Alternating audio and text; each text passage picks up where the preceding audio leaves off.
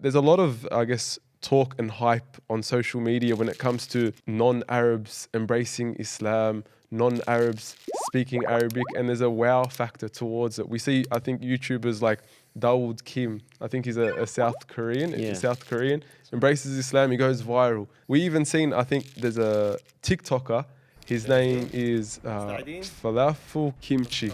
I wanted to actually play one of his videos and I wanted to get your thoughts on it. Yo, let's rob it. تعال. Oh, it's Falafel.Kinchi! ما شفت؟ No. وين؟ والله لا أعطيت لك يا. I swear it's not with me. وينه؟ عربي يا زلمة. شوف. Dog, yo. I seen him. I'm like. Yeah, subhanAllah. So I guess there is that wow factor, and that's why we see people like this, they go viral over TikTok, over Instagram. Why do you think people are drawn to something like that? It's probably just like orientalization and sort of, it's like, oh wow, you know, look at these people, and you know, they're able to achieve something that maybe I didn't achieve. Yeah. But for me, it's always been something that's a bit like, I have this bad feeling in my heart towards it, because it's sort of like, you know, people put you on this pedestal and they make a big deal out of it. At the end of the day, I grew up a very similar upbringing to you. We grew up in Sydney. We went to like school, like Islamic schools to start with. And, you know, we probably had very similar opportunities. There's nothing very special about me doing it. And if you actually look in the Arab world, there are many, many Chinese that can speak Arabic very fluently. Yeah. So it's not really anything that special, but I suppose it's just the wow factor, you know.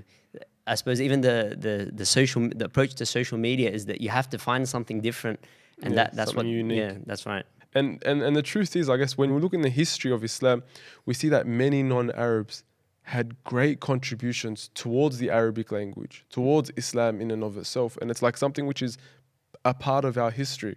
Yeah. So what we see is that it's actually because the non-Arabs had a need towards Arabic.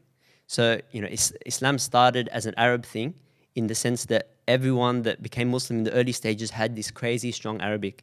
And as it spread out, you found that these people that became Muslim later on were not Arabs and didn't feel that same connection. So they actually spent a lot of time learning the Arabic and becoming very proficient in it.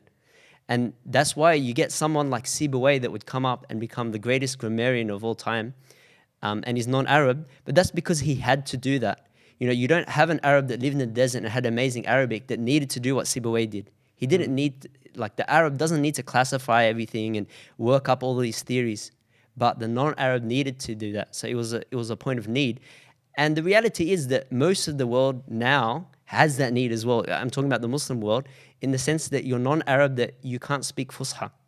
Even though, you know, your lineage, you might come from Arab parents and you might have this ancestry of you know, people speaking Arabic, but you yourself are non-Arab from your tongue. Assalamu alaikum. If you enjoy our content, please consider going over to our website at onepathnetwork.com and contribute whatever you can. Any donation will be greatly appreciated. Jazakallahu khairan, and thank you very much.